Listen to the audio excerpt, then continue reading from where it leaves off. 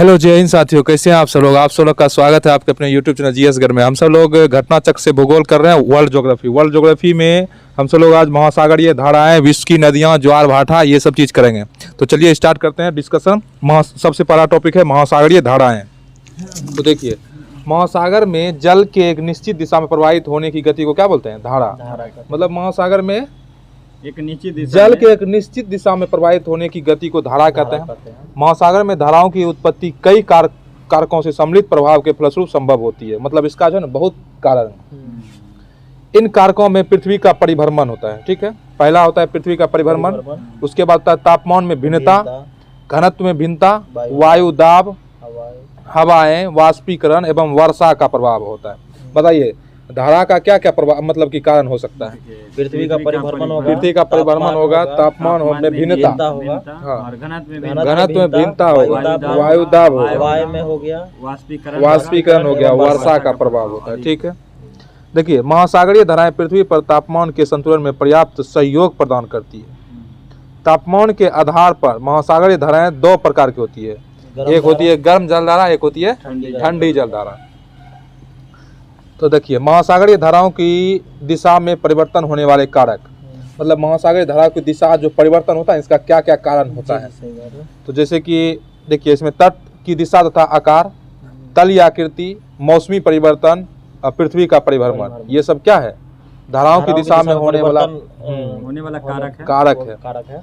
तट की दिशा तथा आकार, देखिए जब महाद्वीप भाग सागरीय धाराओं की दिशा में लंबवत रूप में पाए जाते हैं तो धाराओं के मार्ग में अवरोध उत्पन्न हो जाती है तथा धाराएं महाद्वीप तट के समांतर चलने लगती है। तल या आकृति, महासागरीय तल की असमानताएं धाराओं के मार्ग को प्रभावित करती हैं।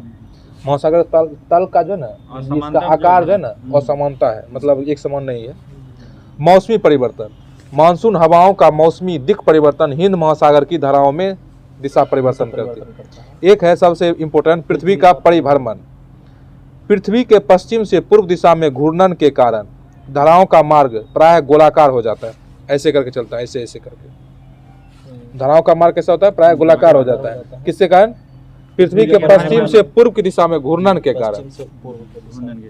पृथ्वी के परिभ्रमण के कारण धाराएं उत्तरी गोलार्ध में अपने दाईं ओर तथा दक्षिणी गोलार्ध में बाईं ओर मुड़ जाती है। उत्तरी गोलार्ध में धाराएं दाईं ओर और दक्षिणी गोलार्ध में बाईं ओर मुड़ जाती है। पृथ्वी की घूर्णन गति के कारण जल स्थल का साथ नहीं दे पाता है और पीछे छूट जाता है।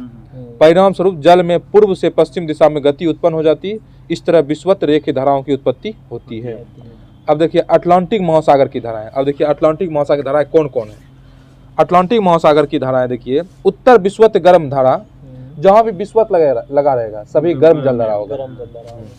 उत्तर विषुवत गर्म धारा, विषुवत देखिए नहीं, विषुवत के पास काफी गर्मी पड़ती है और यहाँ से अगर यहाँ से जाएगी धारा तो गर्म हो जाएगी।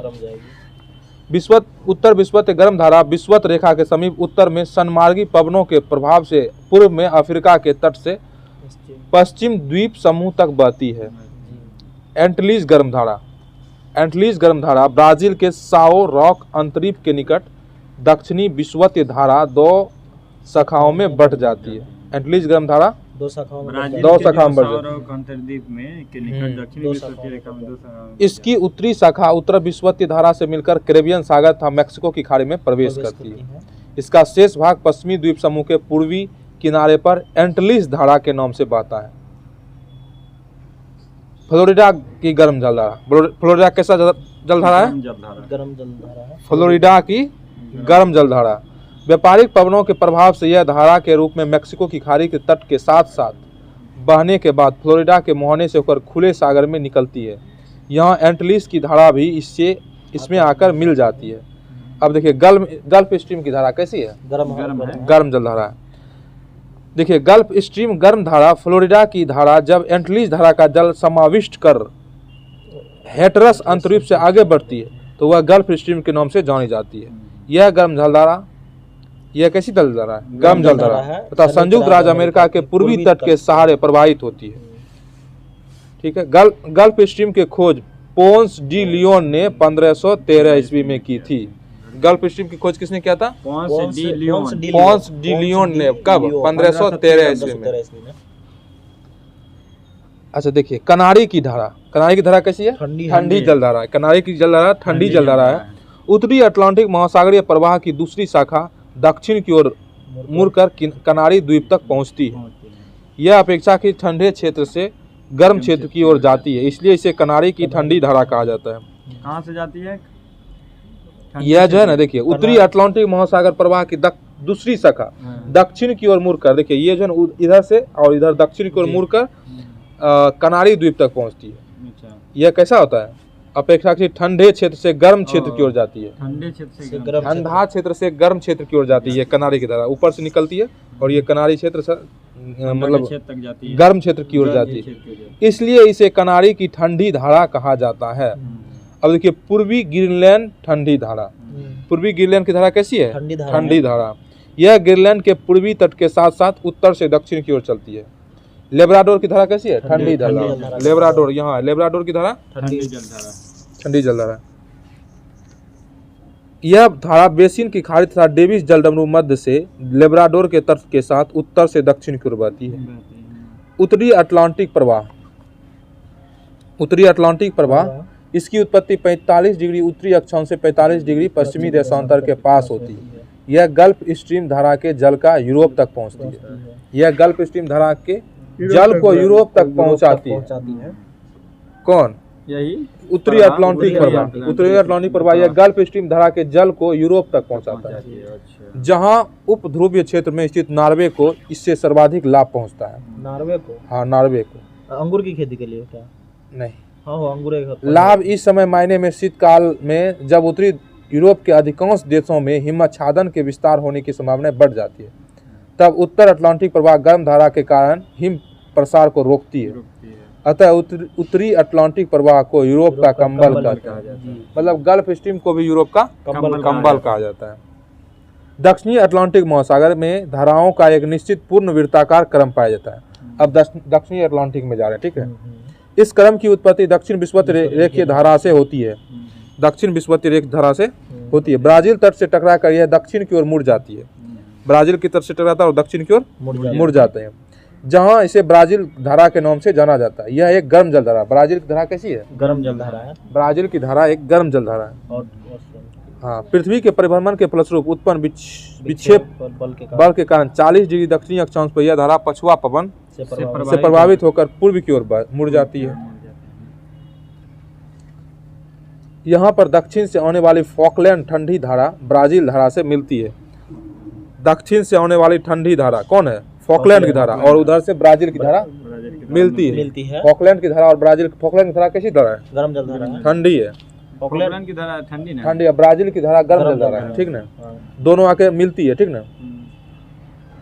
दोनों आके मिलने के बाद हाँ मिलता है। ब्राजील गर्म धारा और फॉकलैंड ठंडी जलधारा दोनों मिलकर पूर्व की ओर मुड़कर दक्षिण अटलांटिक प्रवाह के रूप में प्रवाहित होती है। अच्छा, पूर्व की ओर मुड़? हाँ, पूर्व की ओर मुड़कर दक्षिणी अटलांटिक प्रवाह की ओर प्रवाह हो जाती है। हाँ, ये जो है ना ऐसे मुड़ती है और ये प्रवाह दक्षिणी अटलांटिक प्रवाह में मुड़ जाती है, जिसकी एक शाखा दक्षिण अफ्रीका के पश्चिमी तट से टकराकर उत्तर दिशा में मुड़ जाती है। इससे टकराती है और उत्तर दिशा में मुड़ जाती है और इसे बेंगुला की ठंडी जलधारा के रूप में जाना जाता है। यही जो है ना, ये प्रवाह आगे बढ़ती है और यहाँ जाके टकराती है और यहाँ ये बेंगुला की धारा कैसी है? ठंडी जलधारा। बेंगुला, हाँ, बेंगुला की जलधारा ठंडी जलधारा। यह धारा आगे चलकर दक्षिण विषुवत रेखीय धारा में मिलकर धाराओं के पूर्व वृत्त का निर्माण करती है। धाराओं के पूर्व वृत्त का निर्माण करती है, ठीक है। धाराओं का यह पूर्व वृत्त घड़ी की सुइयों की दिशा के विपरीत प्रवाहित होती है। अब देखिए हिंद महासागर की धाराएं। अब हिंद महासागर की धाराएं पढ़ते हैं, ठीक है। हिंद महासागर की धाराओं में प्रशांत एवं अटलांटिक महासागर धाराओं का क्रम कुछ परिवर्तन के साथ पाया जाता है। हिंद महासागर की धाराओं पर स्थलमंडल तथा मानसूनी हवाओं का पर्याप्त प्रभाव है। हिंद महासागर पर किसका प्रभाव है? स्थलमंडल तथा मानसूनी हवाओं का पर्याप्त प्रभाव है। मतलब ज्यादा प्रभाव स्थलमंडल और मानसूनी हवाओं का। उत्तरी हिंद महासागर में उत्तर पूर्वी तथा दक्षिण पश्चिम मानसून हवाओं के कारण धाराओं की दिशा में पूर्व वर्ष में 2 बार परिवर्तन होता है, जबकि दक्षिण हिंद महासागर में धाराओं का निश्चित क्रम पाया जाता है। उत्तरी में धाराओं की दिशा में 2 बार परिवर्तन और दक्षिण हिंद महासागर में धारा की दिशा नहीं बदलती, उसका निश्चित होता है। शीत ऋतु में उत्तर विषुवत धारा तथा उत्तर पूर्वी मानसून पवनों के घर्षण द्वारा पूर्व से पश्चिम की ओर प्रवाहित होने लगती है। इस प्रवाह को उत्तरी पूर्वी मानसून ड्रिफ्ट अथवा उत्तरी पूर्वी मानसून अववाह कहते हैं। ग्रीष्म ऋतु में दक्षिण पश्चिम मानसून के प्रभाव से जल का प्रवाह पश्चिम से पूर्व की ओर होने लगता है। दक्षिण पश्चिम मानसून ड्रिफ्ट अर्थात दक्षिण पश्चिम मानसून अपवाह नामक धारा का जन्म होता है। दक्षिण विषुवतीय धारा यह महासागरों की भांति हिंद महासागर में भी दक्षिण भूमध्य रेखा धारा भूमध्य रेखा के समीप दक्षिण पूर्व से पश्चिम की ओर बहती है। अगुलहास की धारा, अब देखिए अगुलहास की धारा हिंद महासागर में प्रवाहित होने वाली कैसी धारा है? गर्म जल। अगुलहास की धारा है गर्म जल धारा, ठीक है। इसकी उत्पत्ति इस प्रकार होती है। दक्षिण विषुवत रेखीय हिंद महासागर धारा की एक शाखा मोजाम्बिक चैनल से होकर दक्षिण की ओर प्रवाहित होती है। मोजाम्बिक चैनल की ओर दक्षिण की ओर प्रवाहित होती है और उसको मोजाम्बिक की गर्म जल धारा कहते हैं। जैसे कि मेडागास्कर से जब धारा निकलती है ना विषुवत धारा, तो मेडागास्कर टकराती है, एक मोजाम्बिक की धारा हो जाती है, ठीक ना। मोजाम्बिक की ओर जाती है धारा, उसको मोजाम्बिक धारा बोलते हैं, मोजाम्बिक की गर्म धारा। और 30 डिग्री दक्षिण में जाने पर दक्षिण विषुवत रेखा धारा की एक शाखा मोजाम्बिक धारा से मिल जाती है। इन दोनों धाराओं की संयुक्त धारा को क्या बोलते हैं? अगुलहास की धारा। देखिए मोजाम्बिक की धारा, ठीक ना, और मोजाम्बिक और मेडागास्कर ना, नहीं दोनों मिलकर, हाँ मोजाम्बिक की धारा और मेडागास्कर की धारा जब आगे बढ़ती है ना, उसी दोनों मिल जाती है, उसको अगुलहास की धारा बोलते हैं, ठीक है। जैसे अलकनंदा और भागीरथी मिलकर गंगा का, हाँ, और इसको अगुलहास की धारा बोलते हैं। यह अफ्रीका के दक्षिण ओर तक प्रवाहित होती है। यह आगे चलकर पूर्व की ओर मुड़कर पछुआ पवन ड्रिफ्ट से मिल जाती है। मेडागास्कर गर्म धारा दक्षिण भूमध्य रेखीय धारा को मेडागास्कर द्वीप के पूर्वी तट पर बहने वाली शाखा मेडागास्कर धारा कहलाती है। अब देखिए पश्चिमी ऑस्ट्रेलिया की ठंडी धारा, ठीक है। पछुआ पवन ड्रिफ्ट की एक शाखा ऑस्ट्रेलिया के दक्षिण में बहती हुई निकल जाती है। अब देखिए प्रशांत महासागर की धारा है। उत्तर विषुवतीय धारा प्रशांत महासागर में, यह धारा मध्य अमेरिका के पश्चिम तट से आरंभ होकर पूर्व से पश्चिम तट से आरंभ होकर पूर्व से पश्चिम की ओर बहती हुई फिलीपींस द्वीप तक पहुंचती है। पूर्व से पश्चिम की ओर। हाँ, अब देखिए क्यूरोसिवो की धारा कैसी है? गर्म जल धारा है। क्यूरोसिवो की धारा गर्म जल धारा है। यही है ना क्यूरोसिवो की धारा, क्यूरोसिवो की धारा एक गर्म जल धारा है, ठीक है। यह उत्तर विषुवतीय धारा फिलीपींस द्वीप तक पहुंचने के बाद ताइवान तथा जापान के तट के साथ उत्तरी दिशा में बहने लगती है। इसे क्यूरोसिवो की धारा कहते हैं। हाँ, अब देखिए कैलिफोर्निया की ठंडी धारा। उत्तरी प्रशांत धारा उत्तरी अमेरिका के पश्चिमी तट पर पहुंचकर दो भागों में बंट जाती है। यह एक शाखा उत्तर की तरफ जाती है जबकि दूसरी शाखा दक्षिण की ओर मुड़ जाती है। दक्षिण की ओर मुड़ने वाली शाखा कैलिफोर्निया के तट के साथ साथ बहती है, इसलिए इसे कैलिफोर्निया की धारा कहते हैं।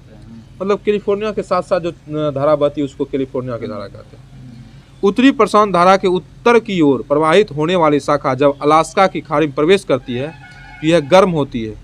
इसे अलास्का करंट के नाम से जाना जाता है। अलास्का की धारा कैसी है? गर्म जल धारा है, गर्म है, ठीक ना। पुनः यह अलास्का तट के सहारे आगे बढ़ती है, जिसे अलास्का स्ट्रीम के नाम से जाना जाता है, जो एक ठंडी धारा है। अलास्का स्ट्रीम कैसी धारा है? ठंडी धारा है। अब देखिए ओयोसिवो की धारा कैसी है? ठंडी धारा है।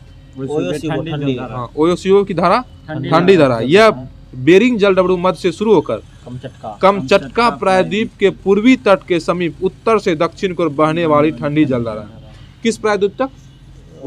कमचटका प्रायद्वीप। कमचटका प्रायद्वीप ओयोसिवो की धारा कहाँ से शुरू होती है? बेरिंग जलडमरू मध्य से शुरू होकर कमचटका प्रायद्वीप तक। अब देखिए क्यूराइल की धारा। यह धारा ओखोटस्क सागर से शुरू होकर सखालिन द्वीप के पूर्वी तट के साथ बहती हुई जापान के होक्काइडो द्वीप के पास ओयोसिवो धारा के साथ मिल जाती है। क्यूराइल की धारा कहाँ से निकलती है? ओखोटक सागर से। क्यूराइल की धारा ओखोटक सागर से होकर निकलती है और सखालिन द्वीप के पूर्वी तट के साथ बहती हुई जापान के होक्काइडो द्वीप के पास ओयोसिवो धारा के साथ मिल जाती है।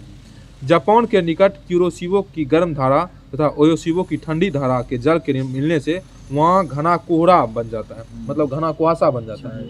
मतलब जापान का ओयोसिवो और क्यूरोसिवो दोनों मिलके वहाँ जो है ना, एक ठंडी धारा एक गर्म जल धारा है, दोनों मिलके वहाँ घना कुहासा छाया जाता है। दक्षिण विषुवतीय गर्म धारा यह गर्म जल की धारा है जो पूर्व में अमेरिका के तट से पश्चिम में ऑस्ट्रेलिया के पूर्वी तट तक जाती है। पूर्वी ऑस्ट्रेलियन गर्म धारा यह प्रशांत की गर्म जलधारा है। पेरुवियन धारा को हेम्बोल्ट धारा भी कहते हैं। पेरुवियन धारा को हेम्बोल्ट धारा कहते हैं। यह दक्षिण अमेरिका महाद्वीप के पश्चिमी तट के सहारे प्रवाहित होने वाली ठंडी जलधारा है। हेम्बोल्ट की जलधारा कैसी है? ठंडी जलधारा है। अब देखिए प्रति विषुवतीय धारा, यह धारा विषुवत रेखा के दोनों ओर उत्तरी तथा दक्षिणी विषुवतीय धारा प्रशांत महासागर के पश्चिमी भाग में विशाल जल राशि एकत्रित करती है। इसे महासागरीय जल स्तर में असंतुलन आ जाता है। इस असंतुलन को दूर करने के लिए विरुद्ध विषुवतीय धारा कहते हैं। अब देखिए अटलांटिक महासागर की धाराएं पढ़ते हैं, कौन ठंडी है कौन गर्म है, थोड़ा इसको सेपरेट करके पढ़ते हैं, ठीक है। अब देखिए उत्तर विषुवतीय रेखीय धारा कैसी है? गर्म जलधारा, जहाँ पे विषुवत लगा रहेगा हाँ वो गर्म रहेगा, और दक्षिण विषुवतीय रेखा धारा गर्म है। ये सब अटलांटिक महासागर की पहले। अब देखिए फ्लोरिडा की धारा बताइए। फ्लोरिडा की धारा गर्म जलधारा है। गल्फ स्ट्रीम की धारा गर्म जलधारा है। और इर्मिंगन की धारा बताइए। और नॉर्वे की धारा, ब्राजील की धारा गर्म जलधारा। कनारी की धारा ठंडी है। लेब्राडोर की धारा ठंडी है। फॉकलैंड ठंडी जलधारा। दक्षिण अटलांटिक धारा ठंडी है।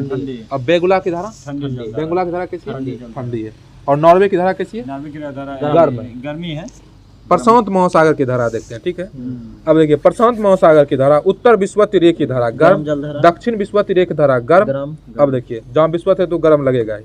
बताइए क्यूरोसिवो की धारा बताइए कैसी है? क्यूरोसिवो की गर्म जलधारा है, ठीक है। क्यूरोसिवो की धारा गर्म जलधारा जो है ठंडी है। आलूसियन की धारा बताइए गर्म। सुसीमा की धारा, सुसीमा भी गर्म है। इसमें देखिए सुसुम ही लगा हुआ, सुसुम लगा हुआ, सुसुम में गर्म होता है। सुसीमा की धारा गर्म जलधारा। पूर्वी ऑस्ट्रेलियन धारा गर्म है। अब देखिए ओयोसिवो की धारा ठंडी है। ओयोसिवो और क्यूराइल की धारा ठंडी। और कैलिफोर्निया की धारा, हम्बोल्ट की धारा, हम्बोल्ट या पेरू की धारा एक ही होता है, ठंडी जलधारा। हम्बोल्ट की धारा कैसी है? ठंडी जलधारा। ये हुआ प्रशांत महासागर की धारा, ठीक है। अब हिंद महासागर की धाराएं पड़ते हैं। देखिए विषुवत रेखीय धारा कैसी है? गर्म। मोजाम्बिक की धारा बताइए। अगुलहास यह भी गर्म जलधारा। पश्चिमी ऑस्ट्रेलियन की धारा ये ठंडी जलधारा। और पछुआ पवन प्रवाह ठंडी जलधारा। कैसी है? ठंडी है। अच्छा ये बताइए IAS 1997 में ये पूछा हुआ क्वेश्चन है, हिंद महासागर में सागर धाराओं को नियमित दिशा में परिवर्तन के लिए निम्नलिखित कारकों में से कौन सा एक उत्तरदायी है? ऑप्शन है हिंद महासागर एक अर्ध महासागर है। ऑप्शन बी नंबर हिंद महासागर में मानसूनी प्रवाह पाया जाता है। ऑप्शन सी में हिंद महासागर एक स्थल परिबद्ध महासागर है। ऑप्शन डी में हिंद महासागर में लवणता में अपेक्षाकृत अधिक विभिन्नता पाई जाती है। महासागर में कौन होगा सही आंसर? महासागर में मानसूनी प्रवाह, हिंद महासागर में मानसूनी प्रवाह पाया जाता है, ठीक है। अब बताइए अगुलास की धारा चलती है कहाँ बताइए? कौन? हिंद महासागर। बताइए निम्नलिखित में से कौन सा महासागर ये धारा हिंद महासागर से संबंधित है? फ्लोरिडा की धारा, कनारे की धारा, अगुलहास की धारा, क्यूराइल की धारा। अगुलहास की धारा जो गर्म जलधारा इससे संबंधित क्या हिंद महासागर के ना? अगुलहास की धारा किस किस से चलते हैं? मोजाम्बिक की धारा और मेडागास्कर की धारा दोनों जब मिलती है तो अगुलहास की धारा बनती है जो कि एक गर्म जलधारा है। बताइए अधोलिखित में से कौन शीतकालीन महाधारा नहीं है? कनारीज का हम्बोल्ट, ओयोसिबो, अगुलहास। बताइए कौन? अगुलहास एक गर्म जलधारा है। बताइए उत्तरी अटलांटिक प्रवाह द्वारा सर्वाधिक लाभान्वित होने वाला देश कौन है? नॉर्वे। निम्नलिखित में से कौन दक्षिण अटलांटिक महासागर का शीतल धारा है? ऑप्शन है कनारे की धारा, बेंगुला की धारा, अगुलहास की धारा और ब्राजील की धारा। बेंगुला कौन है? ठंडी जलधारा कौन है? बेंगुला की धारा। बेंगुला ठंडी जलधारा है। एकमात्र तो शीतल धारा दक्षिण अटलांटिक महासागर बेंगुला की धारा। बताइए निम्नलिखित समुद्री धाराओं में कौन हिंद महासागर की धारा नहीं है? देखिए निम्नलिखित समुद्री धाराओं में से कौन हिंद महासागर की धारा नहीं है? अगुलहास की धारा, मोजाम्बिक की धारा, दक्षिण हिंद महासागर की धारा और बेंगुला की धारा। बेंगुला की धारा। बेंगुला की धारा किस महासागर की? अटलांटिक महासागर। बताइए आगे क्वेश्चन है कौन सी धारा दक्षिण अटलांटिक महासागर में धाराओं के एक पूर्ण वृत्त के निर्माण में योगदान नहीं देता है? ऑप्शन है बेंगुला की धारा, ब्राजील की धारा, कनारी की धारा, पश्चिम पवन प्रवाह। कनारी की धारा जो है ना दक्षिण अटलांटिक महासागर में धाराओं के एक पूर्ण वृत्त के निर्माण में योगदान नहीं देता है। मतलब ये जो है ना वृत्त के निर्माण में योगदान नहीं देता है कनारी की धारा, जो कि एक ठंडी जलधारा है, ठीक है ना। ठीक। जो महासागरीय धारा शेष तीन से भिन्न है वह है बेंगुला की धारा, ब्राजीलियन की धारा, दक्षिण भूमध्य रेखीय, पेरुविलियन। बताइए पेरुवियन की धारा जो है यह तीनों से भिन्न है। पेरुवियन धारा को छोड़कर सभी तीन धाराओं का संबंध दक्षिण अटलांटिक महासागर जो एक वृत्त का निर्माण करती है, जबकि पेरुवियन धारा का संबंध दक्षिण पूर्वी प्रशांत महासागर से है, ठीक ना। पेरुवियन धारा का हम्बोल्ट धारा भी कहते हैं। पेरुवियन धारा को क्या बोलते हैं? हम्बोल्ट धारा। हम्बोल्ट धारा को पेरुवियन धारा को हम्बोल्ट धारा भी कहते हैं। हाँ। अब बताइए निम्नलिखित में से कौन शीत धारा है? ऑप्शन है Peruvian, Kuroshio, Gulf Stream, Brazil. Peruvian या हम्बोल्ट। गल्फ स्ट्रीम है कैसी है बताइए? एक महासागर खाड़ी में एक नदी, एक महासागर धारा है। जेट स्ट्रीम है 44-42 बीपीएससी में पूछा हुआ क्वेश्चन। एक महासागरीय धारा है। यह एक महासागरीय धारा है। ऑप्शन के अकॉर्डिंग देखना। गल्फ स्ट्रीम गर्म जल धारा। हाँ, गल्फ स्ट्रीम एक गर्म जल धारा है। Gulf stream. अच्छा ये बताइए, अब बताओ सही मिलान करने के लिए बोल रहा है। बताइए गल्फ स्ट्रीम कैसी धारा है? गर्म है, गर्म जल धारा है। पश्चिमी वायु प्रवाह, पश्चिमी वायु प्रवाह, यह जो पश्चिमी वायु के क्षेत्र के ऊपर से पूरब की ओर चलने वाली धीमी धारा है प्रशांत महासागर। अब देखिए नहीं पेरू की धारा कहाँ है बताइए? प्रशांत महासागर। पश्चिमी ऑस्ट्रेलिया की धारा हिंद महासागर। अब देखिए क्वेश्चन है, विषुवत प्रतिधाराओं के पूर्वाभिमुख प्रवाह की व्याख्या किससे होती है? ये IAS 2015 में पूछा गया क्वेश्चन है। दो विषुवत धाराओं का अभिसरण के कारण, कन्वर्जेंस के कारण अभिसरण। हाँ बताइए निम्न महासागरीय धाराओं में से कौन सी प्रशांत महासागर से संबंधित नहीं है? ऑप्शन है कनारी की धारा, किरोसिबो की धारा, कैलिफोर्निया की धारा, कनारी की धारा अटलांटिक महासागर का है, ठीक है। ये जो है ठंडी जल धारा है कनारी, अटलांटिक महासागर की है। उत्तरी अटलांटिक। बताइए निम्नलिखित में से कौन गर्म धारा है? फॉकलैंड की धारा, ब्राजील की धारा, लेब्राडोर की धारा, कनारी की धारा। ब्राजील धारा जो है गर्म धारा। ब्राजील धारा कैसी है? गर्म। फॉकलैंड जो है ठंडी है। अब सागर की लवणता पढ़ते हैं, ठीक है। बताइए सागरीय जल के प्रभाव एवं उसमें घुले हुए पदार्थों के भार के अनुपात को सागरीय लवणता कहते हैं। सागरीय जल के भार एवं उसमें घुले हुए पदार्थों के भार के अनुपात को क्या बोलते हैं? सागरीय लवणता कहते हैं। सागरीय लवणता किसको बोलते हैं? सागरीय लवणता एक बार बोलिए तो। देखिए इसमें होता है कि सागरीय जल के भार, जल के भार घुले हुए पदार्थ के अनुपात को सागरीय लवणता कहते हैं। सामान्य रूप में सागरीय लवणता को प्रति 1000 ग्राम जल में स्थित लवण की मात्रा के रूप में दर्शाया जाता है। महासागर का वह क्षेत्र जहाँ गहराई के साथ साथ लवणता तीव्र गति से बढ़ती हो वहाँ उसको बोलते हैं होलोक्लाइन कहलाता है। हेलोक्लाइन कहलाता है। हेलोक्लाइन किसको बोलते हैं? महासागर का वह क्षेत्र जहाँ गहराई के साथ साथ लवणता तीव्र गति से, मतलब कि हाँ तीव्र गति से बढ़ता है, लवणता भी तीव्र गति से बढ़ता है, उसको क्या बोलते हैं? हेलोक्लाइन। सागरीय लवणता का मुख्य स्रोत भूमि है। सागरीय लवणता का मुख्य स्रोत क्या है? भूमि है। जबकि नदियां लवणता को सागर तक पहुंचाने वाले कारकों में प्रमुख है। सागरीय लवणता को नियंत्रित करने वाला अन्य कारकों में वाष्पीकरण, पवन, नदी, जल, वर्षा, सागरीय धाराएं, ज्वालामुखी आदि प्रमुख है। बताइए सागरीय लवणता को नियंत्रित करने वाले कारक बताइए। वाष्पीकरण हो गया, नदी हो गया, जल हो गया, वर्षा हो गया, सागरीय धारा और ज्वालामुखी, ठीक है। सामान्य रूप में सागरीय लवणता को प्रति 1000 ग्राम जल में स्थित लवण की मात्रा के रूप में दर्शाया जाता है। महासागर की औसत लवणता 35% है। महासागर की औसत लवणता कितनी है? 35%। ये पूछ देता है कभी कभी। 1884 ईस्वी में चैलेंजर अन्वेषण के समय डिटमार द्वारा सागरों में पता लगाए गए कुल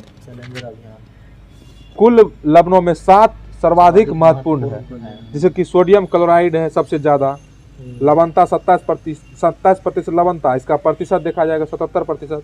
उसके बाद मैग्नीशियम क्लोराइड है, उसके बाद मैग्नीशियम सल्फेट है, कैल्शियम सल्फेट है, पोटेशियम सल्फेट है, कैल्शियम कार्बोनेट है और मैग्नीशियम ब्रोमाइड है। ये सब क्या है? ये सब चैलेंजर अभियान के द्वारा डिटमार द्वारा सागरों में पता लगाया गया कुल लवणता है। 7 जो है लवणों, 7 लवणों में ये 7 लवणता है, ठीक ना। अब देखिए महासागरीय जल की लवणता में सोडियम क्लोराइड की अधिकतम योगदान है, ठीक ना। सोडियम क्लोराइड महासागर की लवणता में किसका अधिकता है? सोडियम क्लोराइड का। ये भी पूछ सकता है। साधारण नमक। हाँ, सागरीय लवणता का वितरण क्षैतिज और लंबवत 2 भागों में विभाजित किया जाता है। महासागर में लंबवत लवणता के विषय में किसी निश्चित समय का प्रतिपादन अभी तक नहीं किया जा सकता है। बताइए सागरीय लवणता को किस 2 भागों में बांटा गया, एक क्षैतिज और लंबवत 2 भागों में विभाजित किया जाता है। सागर लवणता कितने भागों में विभाजित किया गया? 2 भाग, एक क्षैतिज एक लंबा, ठीक है। महासागर में लंबवत लवणता के विषय में कोई निश्चित समय का प्रतिपादन अभी तक नहीं किया जा सका है। अर्थात कहीं पर भी लवणता गहराई के साथ घटती जाती है और कहीं पर बढ़ती है। यदि समुद्र में जल का घनत्व बढ़ता है तो यह लवणता में वृद्धि का सूचक होता है। आदि समुद्र में जल का घनत्व बढ़ता है तो बढ़ता है। जब क्या जल का यह घनत्व लवणता बढ़ेगा में तो वृद्धि का सूचक होता लवणता में है। वृद्धि घनत्व होगा। बढ़ेगा तो लवणता में वृद्धि होगा। घनत्व घटेगा तो लवणता में कमी होगा। अर्थात सागरीय लवणता में वृद्धि के कारण जल का घनत्व भी बढ़ता है। सागरों में लवणता को क्षैतिज वितरण को सम लवण रेखा आइसोहेलाइन के माध्यम से दर्शाया जाता है। सागरीय लवण की मात्रा तथा वितरण पर अक्षांशों का भी योगदान होता है। सागरीय लवण की मात्रा तथा वितरण पर किसका योगदान होता है? अक्षांशों का भी योगदान होता है। भूमध्य रेखा से ध्रुवों की ओर जाने पर सामान्य रूप में लवणता में कमी आ जाती है। भूमध्य रेखा के ध्रुवों की ओर भूमध्य रेखा से ध्रुवों की ओर जाने पर भूमध्य रेखा से हाँ लवणता में क्या आती है? कमी आती है। मतलब सबसे ज्यादा भूमध्य रेखा में भूमध्य रेखा पर लवणता प्रीवियस एलजीडी में पूछा हुआ हाँ भूमध्य रेखा से ध्रुवों की ओर जाने पर सामान्य रूप से लवणता में क्या आती है? कमी आ जाती है।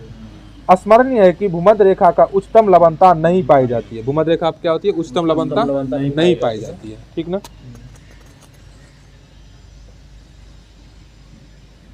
यद्यपि यहाँ पर उच्च तापमान तथा उच्च वाष्पीकरण होता है क्योंकि यहाँ पर वर्षा का जल लवणता को कम कर देता है। भूमध्य रेखा पर लवणता की मात्रा 34% रहती है। भूमध्य रेखा पर लवणता की मात्रा 34% रहती है। उच्चतम लवणता 20 से 40 डिग्री उत्तरी अक्षांश में पाई जाती है। सबसे ज्यादा लवणता कहाँ होती है? भूमध्य रेखा पे। और उसके बाद वो जैसे जैसे ध्रुवों पे जाएगा लवणता में कमी आती है। जहाँ पर उसकी मात्रा 36% है। उच्चतम लवणता 20 से 40% उत्तरी अक्षांशों में पाई जाती है जहाँ पर उसकी मात्रा 36% रहती है क्योंकि इन भागों में उच्च तापमान तथा उच्च वाष्पीकरण के साथ आर्द्रता न्यून होती है। हिंद महासागर में 0 से 10 डिग्री अक्षांश के मध्य 35.14% लवणता पाई जाती है। हिंद महासागर में लगभग 35% लवणता पाई जाती है, परंतु बंगाल की खाड़ी में यह घटकर 30% हो जाती है। बंगाल खाड़ी में लवणता कितनी है? 30% लवणता होती है। वहीं अरब सागर में 36% लवणता पाई जाती है। अरब सागर में 36%, क्योंकि यहाँ पर अपेक्षाकृत सूक्ष्म मौसम के कारण वाष्पीकरण अधिक होता है तथा नदियों द्वारा लाए गए जल की मात्रा भी कम होती है। अरब सागर में हाँ अरब सागर में 36% लवणता देखा गया। जी सही बात है। विश्व के सागरों एवं झीलों के उच्चतम लवणता टर्की के वॉन झील में 330% पाई जाती है। सबसे ज्यादा ईरान का ना। टर्की की वॉन झील में 330% और मृत सागर में 238% लवणता पाई जाती है। मृत सागर कहाँ है? मृत सागर में इजराइल का नहीं, मृत सागर तो अफ्रीका में। वॉन झील टर्की का वॉन झील 330, ठीक ना। टर्की का वॉन झील 330 और मृत सागर 238 लवणता पाई जाती है। तो सबसे ज्यादा किस वान झील में 330%। हाँ और मृत सागर में 238% पाई जाती है। मृत सागर में आदमी डूबता नहीं है लवणता के कारण। हाँ, तैरने में भी आसानी होता है जी। उस पे ग्रेट साल्ट लेक जो है संयुक्त राज्य अमेरिका के उटाह राज्य में अवस्थित है। ग्रेट साल्ट लेक कहाँ है? ग्रेट साल्ट लेक कहाँ है? ग्रेट साल्ट लेक संयुक्त राज्य के उटाह राज्य में अवस्थित है। संयुक्त राज्य अमेरिका में ना। हाँ, इसकी लवणता 220% है। ग्रेट साल्ट की लवणता इजराइल में है। मृत सागर अफ्रीका में नहीं है। ओह सॉरी, मृत सागर कहाँ है? इजराइल में, ठीक है। हाँ, कैस्पियन सागर के उत्तरी भाग में लवणता 14% पाई जाती है। दक्षिण भाग में काराबुगास की खाड़ी में लवणता 17% पाई जाती है। सर्वाधिक लवणीय सागर लाल सागर है, जबकि लवणता 36 से 41% है। लाल सागर सर्वाधिक लवणीय सागर कौन है? लाल सागर। सर्वाधिक लवणीय सागर लाल सागर है, जिसकी लवणता 36 से 41% है। भूमध्य सागर की लवणता 37 से 39%। कैरिबियन सागर की लवणता 35 से 36% तथा फारस की खाड़ी की लवणता 37 से 40%। भूमध्य सागर की लवणता 37 से 39%। हाँ, और कैरिबियाई सागर की लवणता 35 से 36% और फारस की खाड़ी की लवणता 37 से 40% तक हो गया, ठीक ना। देखिए अब नोट में दिया हुआ है, विश्व की सर्वाधिक लवणता वाली झीलें असम, असल 348%, जो मृत सागर का भाग है। नहीं, और मृत सागर की लवणता 238% और ग्रेट साल्ट की लवणता 220%। ग्रेट साल्ट लेक कहाँ है? अमेरिका में। यस। विश्व का सर्वाधिक लवणीय झील निकाय डॉक्टर जुआन पॉन्ड अंटार्कटिका में है, ठीक ना। विश्व का सर्वाधिक लवणीय जलीय निकाय कहाँ है? कहाँ है? अंटार्कटिका, जो कि एक तालाब है। जबकि दूसरा सर्वाधिक लवणीय निकाय है गैब्रोगेज़पोल, तुर्कमेनिस्तान में है, जो कि एक लेगून है। उल्लेखनीय है कि तुर्की का वॉन झील कि लवणता स्तर अपेक्षाकृत कम है, कम है। हाँ। परंतु इसका जल का पीएच मान 9.7 से 9.8 है, के कारण अत्यधिक क्षारीय है। क्षारीय है। तुर्की का वान झील जो है ना अत्यधिक क्षारीय है। क्षारीय है। इसी कारण प्राय कई पुस्तकों में इसे विश्व की सर्वाधिक खारे झील बताया जाता है। अब इसका क्वेश्चन आंसर करते हैं। देखिए, निम्न में से कौन जल लवणता प्रवणता को दर्शाता है? ऑप्शन है थर्मोक्लाइन, हेमोक्लाइन, पाइनोक्लाइन और केमोक्लाइन। बताइए। हेमोक्लाइन अभी पढ़े थे ना? हेलोक्लाइन, हेकोक्लाइन। हेलोक्लाइन, हेलोक्लाइन अभी पढ़े थे तुरंत, यूपीपीसीएस में पूछा था। इस चैप्टर से बीपीएससी 4-5 क्वेश्चन पूछा। हाँ, जी। अब देखिए बीपीएससी भी एक अगला क्वेश्चन पूछ दिया, 53वां और 55वां पूछ दिया। सागरीय लवणता का मुख्य स्रोत बताइए। सागरीय लवण का भूमि होगा। भूमि हो गया। हाँ। सागरीय लवणता का मुख्य हाँ, स्रोत पीछे पड़े थे भूमि, भूमि। ठीक है। जबकि नदियां लवणता को सागर तक पहुंचाने वाले कारक होते हैं। बताइए, सागरीय जल की लवणता में किसका अधिकतम योगदान है? सबसे ज्यादा सोडियम क्लोराइड का, सोडियम क्लोराइड का, क्लोराइड। यूपीपीसीएस में पूछा था। 27% के करीब था। 27%। अच्छा ये बताइए, 70% ऐसे हो गया। उच्चतम लवणता पाई जाती है कहाँ? ऑप्शन है मृत सागर, लाल सागर, महान साल्ट झील, झील वान वान तुर्की। झील में, वान झील तुर्की में। वान झील तुर्की। हाँ, इसमें जो है सबसे ज्यादा है। ठीक ना। लवणता की सर्वाधिक मात्रा जिसमें पाई जाती है वह है प्रशांत महासागर, हिंद महासागर, भूमध्य सागर, मृत सागर। मृत बताइए। सागर में है। मृत इजराइल का सागर। मृत सागर। बताइए, निम्नलिखित में से किस सागर में लवणता सबसे अधिक है? ऑप्शन दे रहे हैं, मृत सागर कैस्पियन में। सागर, भूमध्य सागर, लाल सागर, मृत सागर। मृत सागर मृत में। सागर होगा। देखिए इसमें एक्चुअली जो है ना 36 से बी भी 41% हो सकता है और डी भी हो सकता है। भूमध्य सागर में भी सबसे ज्यादा है, मृत सागर में भी है, इसीलिए उसका आंसर मृत सागर। हाँ, जी। समुद्र में घनत्व बढ़ता है तो ऐसे में क्या होता है? ऐसे में समुद्र में लवणता अगर बढ़ती है घनत्व किंतु बढ़ता है- गहराई कम होता है। हाँ, अच्छा। अगर समुद्र में घनत्व बढ़ता है हाँ। घनत्व तो बढ़ता ऐसे है। में लवणता बढ़ती है किंतु गहराई कम होता है। ठीक ना। यदि समुद्र में जल का घनत्व बढ़ता है तो यह लवणता में वृद्धि का सूचक होता है, अर्थात सागरीय लवणता में वृद्धि के कारण जल का घनत्व भी बढ़ता है। बढ़ता है। लवणता का वितरण क्षैतिज और लंबवत दो भागों में विभाजित किया जाता है। हाँ। महासागरों में लंबवत लवणता के विषय में किसी निश्चित नियम का प्रतिपादन अभी तक नहीं किया जा सकता, अर्थात कहीं पर लवणता गहराई के साथ घटती है तो कहीं पर बढ़ती है। बताइए, ग्रेट साल्ट झील कहाँ है? ग्रेट साल्ट झील आपका ये हो गया यूएस संयुक्त राज्य अमेरिका में। संयुक्त राज्य अमेरिका। अरब सागर के पानी का औसत खरापन बताइए। हाँ, खरापन 25 पीपीटी। 25 पीपीटी। 35 पीपीटी। ये 53 और 55वां बीपीएससी में पूछा हुआ क्वेश्चन है। 35 पीपीटी। अब देख लीजिए। फिर देखिए, निम्नलिखित सागरों में किसमें औसत लवणता सर्वाधिक है? 60 और 62। 60। और इसमें कौन होगा? मृत सागर। 60-62 में पूछा 60 और 62 में पूछा था एक क्वेश्चन इस चैप्टर से। 53 और 55 में पूछा था, किसकी लवणता साधन और एक 53 और 55 में देखिए एक और दो क्वेश्चन पूछा था, दोनों सेम क्वेश्चन। जी। अब देखिए ज्वार भाटा। ठीक है, ज्वार भाटा सूर्य और चंद्रमा का आकर्षण शक्तियों के कारण सागरीय जल के ऊपर उठने तथा गिरने को ज्वार भाटा कहते हैं। ये दिया था फिर। ज्वार भाटा की उत्पत्ति सूर्य एवं चंद्रमा का आकर्षण बल तथा पृथ्वी पर उत्पन्न होने वाले दो बलों, अभिकेंद्री बल और केंद्राभिमुख बल एवं अपकेंद्री बल और केंद्रोपसारित बल, सेंट्रीफ्यूगल के परिणामी बल के फलस्वरूप होता है। अर्थात पृथ्वी का जो गोला चंद्रमा के सम्मुख पड़ता है वह चंद्रमा के, वह जो है ना, वह चंद्रमा का आकर्षण बल के केंद्रोपसारित बल के अपेक्षाकृत अधिक मात्रा में होता है। फलस्वरूप उच्च ज्वार का अनुभव किया जाता है। दूसरी एक मिनट सर, एक क्वेश्चन आया, ज्वार कैसे आता है? तो कैसे मतलब सूर्य और चंद्रमा, देखिए सूर्य और चंद्रमा का आकर्षण शक्तियों के कारण ज्वार और भाटा आता है। ज्वार जी। भाटा। दूसरी ओर देखा जाए तो देखिए उच्च ज्वार का, दूसरी ओर पृथ्वी का जो गोलार्ध चंद्रमा के विमुख होता है। पृथ्वी का जो गोलार्ध चंद्रमा के विमुख होता है, मतलब चंद्रमा के जो ओर होता है, वहाँ केंद्रोपसारित बल जो होता है सेंट्रीफ्यूगल बल को कहते हैं। ठीक है, वहाँ सेंट्रीफ्यूगल बल का परिणाम चंद्रमा के आकर्षण बल से अधिक होता है। फलस्वरूप निम्न ज्वार का अनुभव किया जाता है। चंद्रमा का आकर्षण बल से अधिक होगा सेंट्रीफ्यूगल बल का मान, तो वहाँ क्या होगा? निम्न ज्वार उत्पन्न होगा। और जहाँ इसका अधिक होगा, सेंट्रीफ्यूगल बल अगर अधिक हो जाएगा तो वहाँ उच्च ज्वार पाया जाएगा। इसी कारण पृथ्वी पर 24 घंटा में 2 बार ज्वार एवं 2 बार भाटा का अनुभव किया जाता है। जब सूर्य तथा चंद्रमा एक सीधी रेखा में होती है तो उनकी सम्मिलित शक्ति के परिणाम स्वरूप दीर्घ ज्वार का अनुभव किया जाता है। यह स्थिति सिजवी कहलाती है। सिजगी। देखिए, जब सूर्य पृथ्वी तथा चंद्रमा एक सीध में होता है तो उनकी सम्मिलित शक्ति के परिणाम स्वरूप दीर्घ ज्वार का अनुभव किया जाता है। इसको क्या बोलते हैं? सिजगी कहा जाता है। सिजगी कहा जाता है। ठीक है, बताइए, ये पूछता है सिजगी बताइए सिजगी का स्थिति कब पैदा होता है? बताइए। जब सूर्य चंद्रमा और पृथ्वी सब एक सीध सीधी में रेखा होता में हो है जाता है। उसको सिजवी कहते हैं। सिजवी कहते हैं। और जब सिजवी होता है तो दीर्घ ज्वार का अनुभव दीर्घ कहते हैं। ज्वार का अनुभव। मतलब दीर्घ ज्वार का अनुभव कब होता है? सिजवी के समय। सिजगी के समय। ऐसा पूर्णमासी और अमावस्या को होता है। पूर्णमासिया पूर्ण मतलब पूर्णमासी मतलब पूर्णिमा और अमावस्या के दिन। समझ रहे हैं।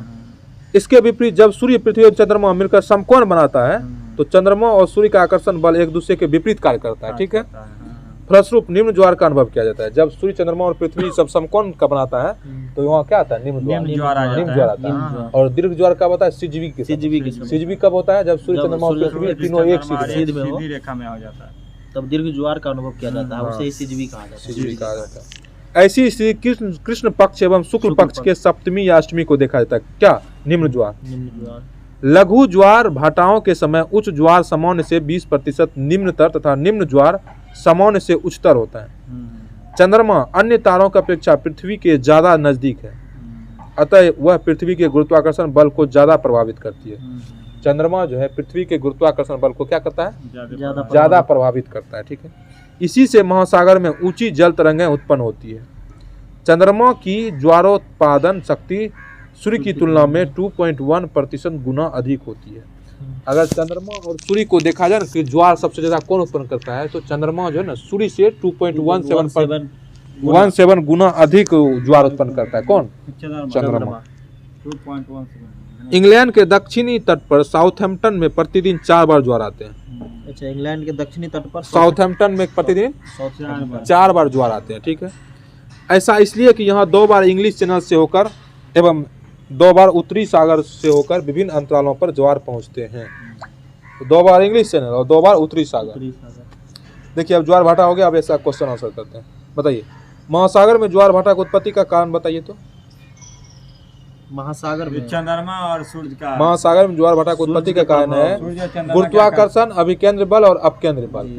तीनों से होता है। ऐसे होगा तो सूर्य चंद्रमा का। अच्छा ये बताइए IAS 2015 में पूछा हुआ क्वेश्चन है महासागर और समुद्र में ज्वार भाटाएं किनके कारण होता है? ऑप्शन है सूर्य का गुरुत्व बल, चंद्रमा का गुरुत्व बल, पृथ्वी का अपकेंद्र बल। तीनों हो जाएगा। तीनों सही है। देखिए IAS 2015 में पूछा हुआ क्वेश्चन है। बताइए अप्रत्यक्ष उच्च ज्वार मतलब इनडायरेक्ट हाई टाइड उत्पन्न होने का कारण बताइए। पृथ्वी का अपकेंद्रीय बल। ठीक है। पृथ्वी का अपकेंद्रीय बल। अच्छा ये बताइए बृहद ज्वार आता है कब? बृहद ज्वार जब सूर्य पृथ्वी और चंद्रमा एक ही सीधी रेखा में मतलब जब सिजवी का स्थिति होता है। वाला स्थिति हो जाता है उस समय। ठीक है। अब देखिए महासागर में ऊंची जल तरंगें कैसी होती है? महासागर में उत्तरी जल तरंगें चंद्रमा से। यह 47वां बीपीएससी में पूछा हुआ क्वेश्चन है 2005 में। ठीक है। अब देखिए महासागरीय गर्त। ठीक है। अब टॉपिक जो है महासागरीय गर्त है। हाँ, महासागरीय गर्त महासागर के सबसे गहरे भाग होते हैं। इनकी स्थिति प्राय तट के सहारे पर्वतीय रेखाओं के सामने मिलती है। द्वीपों के सहारे भी गहरी गर्त देखने को मिलती है। विश्व की सबसे गहरी गर्त बताइए। मेरियाना गर्त प्रशांत महासागर के मेरियाना द्वीप के पूर्वी भाग पर चाप आकार में फैली हुई है। ऐसे जी बताइए प्रशांत महासागर मेरियाना द्वीप के पूर्वी भाग पर चाप आकार में फैली हुई है। कौन? Mariana trench. मेरियाना ट्रेंच कहाँ फैला हुआ है? प्रशांत महासागर के पूर्वी भाग पर। इसको पूछ देता है कभी कभी अगर क्वेश्चन टफ बनाने का महासागर के प्रशांत महासागर के पूर्वी भाग। मेरियाना द्वीप के पूर्वी भाग में इसका सर्वाधिक गहरा बिंदु चैलेंजर डीप है। इसकी उत्पत्ति प्लेटो के क्षेपण से हुई है। इस गर्त की खोज वर्ष 1948 में HMS चैलेंजर द्वितीय नामक जलयान द्वारा की गई है। बताइए चैलेंजर गर्त की खोज कब किया गया था? 1948 में HMS 2 चैलेंजर द्वितीय के नाम से इसका खोजा गया था। इसकी अनुमानित गहराई लगभग 11,033 मीटर है। मतलब हिमालय से भी ज्यादा ऊपर है। गरियाना गर्त की मेरियाना गर्त की इसकी लंबाई जो है 11,033 मीटर। गहराई। उत्तरी प्रशांत महासागर के प्रमुख गर्त हैं मेरियाना खाई, क्यूराइल की खाई, एलुसियन की खाई, जापान की खाई। अच्छा, उत्तरी प्रशांत महासागर का हो गया जैसे कि क्यूराइल, मेरियाना, क्यूराइल और जापान। और दक्षिण प्रशांत महासागर का गर्त हो गया टोंगो खाई, कमडिक खाई, अटाकामा की खाई और कर्मेडक खाई। कर्मेडक खाई किसका है? दक्षिणी प्रशांत का। और कमडिक खाई, दक्षिणी का, आटाकामा खाई दक्षिणी, टोंगो खाई दक्षिणी। टोंगो खाई किसका? दक्षिणी का। उत्तरी में हो गया आपको एल्यूशियन खाई किसका है? एल्यूशियन की खाई उत्तरी का। उत्तरी का ना हो गया एल्यूशियन। और जापान की खाई उत्तरी का। उत्तरी का, yes। देखिए जापान तो उत्तर में है ना, उत्तरी खाई का उत्तरी होगा।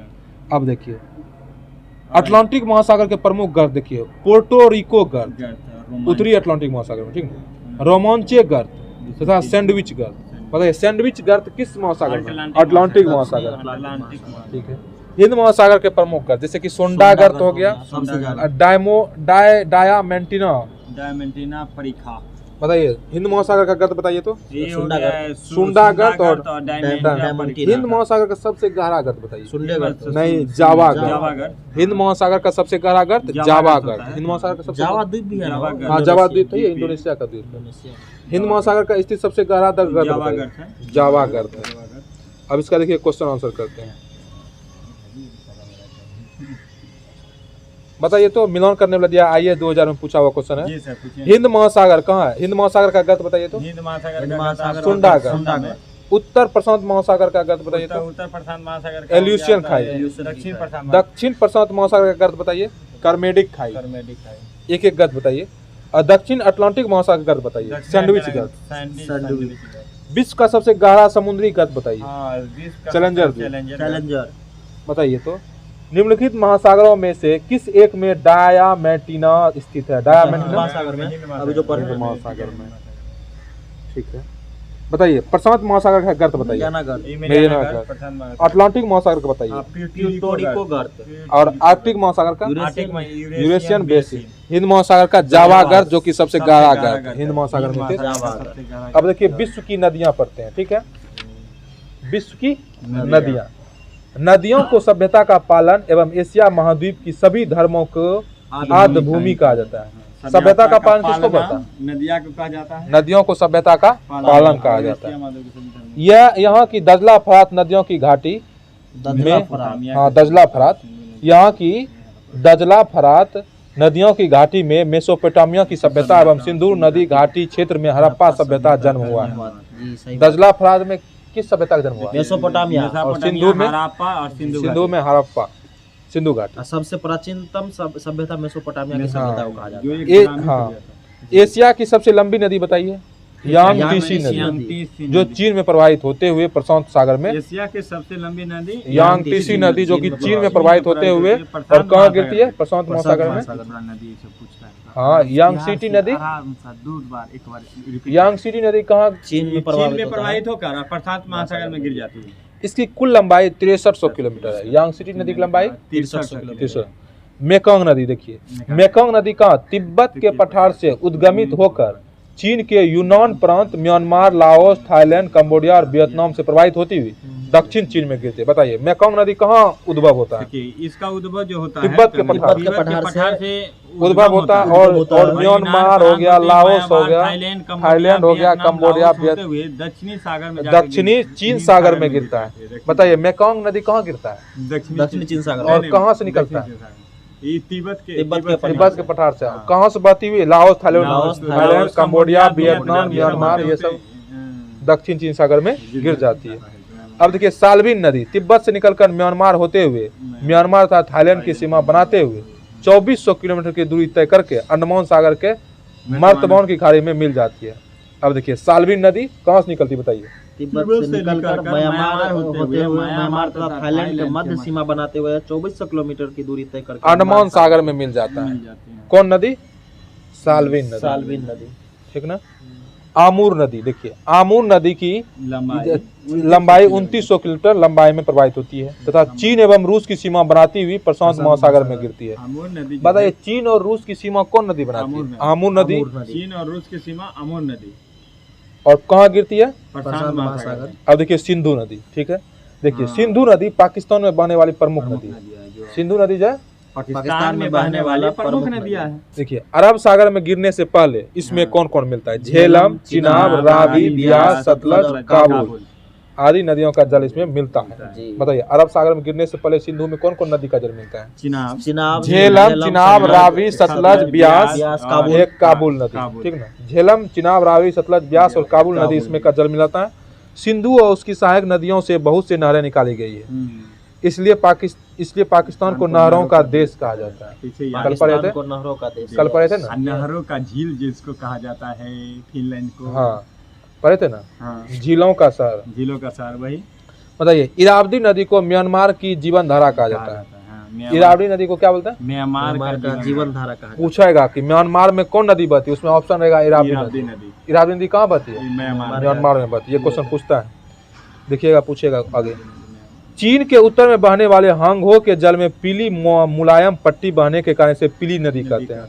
श्रीलंका का दक्षिण मध्य भाग सबसे ऊंचा भूभाग है। है। इससे ऊंचे भूभाग में तटीय मैदान की ओर क्रमशः ऊंचाई कम होती जाती है। यह मैदान पश्चिमी और दक्षिण पश्चिम में संकरा और उत्तर में सबसे अधिक चौड़ा है। यहाँ की नदियाँ साधारणतः छोटी होती है। श्रीलंका की नदियाँ साधारणतः छोटी होती है, जो उच्च भूभाग से बाहर की ओर आर्य रूप में बहती है। महावेली गंगा, बताइए, श्रीलंका की सबसे लंबी नदी है। महावेली गंगा श्रीलंका की सबसे लंबी नदी। हाँ, महावेली गंगा। ये पूछता है, श्रीलंका की सबसे लंबी नदी कौन है? महावेली गंगा। महावेली गंगा, जो उत्तर पूर्व की ओर बहते हुए बंगाल की खाड़ी में मिल जाती है। महावेली गंगा कहाँ मिलती है? जो उत्तर पूर्व से बहते हुए बंगाल खाड़ी में मिल जाती है। अब देखिए, टिग्रिस नदी पूर्वी तुर्की में स्थित टॉरस पर्वत से निकलती है। टिग्रिस नदी कहाँ से निकलती है? टॉरस पर्वत से निकलती है। तुर्की में, ठीक ना, तुर्की में टॉरस पर्वत से निकलती है टिग्रिस नदी। यह नदी तुर्की सीरिया से बहती हुई इराक में यूफ्रेटस नदी से मिलकर इराक के दक्षिण भाग में स्थित बसरा के पास फारस की खाड़ी में मिल जाती है। बताइए, टिग्रिस नदी कहाँ मिलती है? फारस की खाड़ी में। और टिग्रिस नदी कहाँ से उत्पत्ति होती है? टॉरस पर्वत से। और तुर्की में टॉरस पर्वत, वो पूछेगा टिग्रिस नदी कहाँ बहती है? तुर्की में टॉरस पर्वत से यहाँ से निकलती है और जाके फारस की खाड़ी में गिर जाती है। हाँ, अब देखिए, सरदरिया और अमू दरिया मध्य एशिया की महत्वपूर्ण नदियाँ। इसके बारे में पढ़े होंगे हिस्ट्री में भी। मध्य एशिया, हाँ, सरदरिया और अमू दरिया मध्य एशिया की महत्वपूर्ण नदियाँ। सरदरिया और अमू दरिया, इसके बारे में पूछता है। यह मध्य एशिया के अलग अलग पर्वतों से निकलकर अरल सागर में मिलती है। अरल सागर में गिरती है। हाँ, आमूर, लीना और ओब नदियाँ रूस में प्रवाहित होती है। यह अपने उद्गम क्षेत्र से उत्तर की ओर प्रवाहित होती है। उद्गम क्षेत्र से उत्तर की ओर। हाँ, चलिए ठीक है। यूरोप महाद्वीप की सबसे लंबी नदी बताइए? वोल्गा। यूरोप महाद्वीप की सबसे लंबी नदी कौन है? वोल्गा नदी है, ठीक है।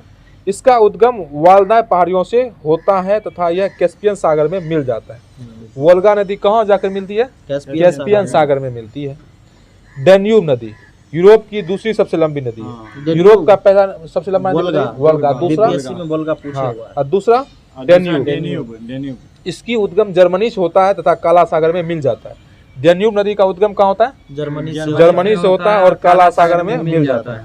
अब देखिए, नीपर नदी मॉस्को के पश्चिमी भाग से उद्गमित होकर काला सागर में मिल जाता है। बताइए, नीपर नदी कहाँ बहती है?